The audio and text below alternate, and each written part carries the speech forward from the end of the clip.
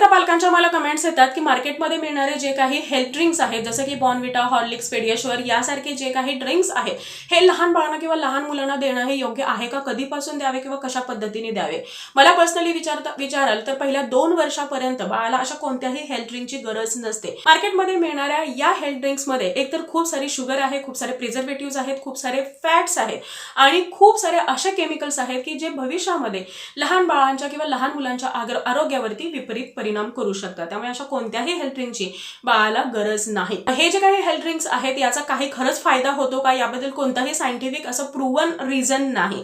बऱ्याचदा डॉक्टर सुद्धा हे रिकमेंड करतात, पण ते त्यावेळी जेव्हा बाळ हा घरामध्ये बनलेला कोणताच पदार्थ खात नाही, बाळाला न्यूट्रिशनची किंवा जी काही पोषक घटकांची खूप जास्त कमतरता असते, तर त्यावेळी काहीच नसण्यापेक्षा हे थोडंसं बाळाला मिळावं यासाठी हे जे हेल्थ ड्रिंक्स आहेत हे रिकमेंड केले जातात. पण मी तुम्हाला सांगेन की असे कोणतेही महागडे जे हेल्थ ड्रिंक्स आहेत हे घेण्यापेक्षा तुम्ही घरामध्ये बनलेले जे पौष्टिक, ताजे आणि 100% बाळाला लागतील किंवा बाळाच्या अंगी लागतील, बाळाचं वजन वाढवतील, इम्युनिटी बूस्ट करतील असे काही ड्रिंक्स तुम्ही बाळाला देऊ शकता. ज्यामध्ये खूप साऱ्या सीझनल फळांचे ज्युसेस आहेत, गोड फळांचे मिल्कशेक्स तुम्ही बाळाला देऊ शकता. त्यामध्ये खूप सारे तुम्ही भिजवलेले ड्रायफ्रुट्स टाकू शकता, मध टाकू शकता आणि अतिशय चवदार आणि पौष्टिक असा हा मिल्कशेक तुम्ही बाळाला देऊ शकता की जो या हेल्थ ड्रिंकपेक्षा कैक पटीने बाळासाठी पौष्टिक ठरणार आहे.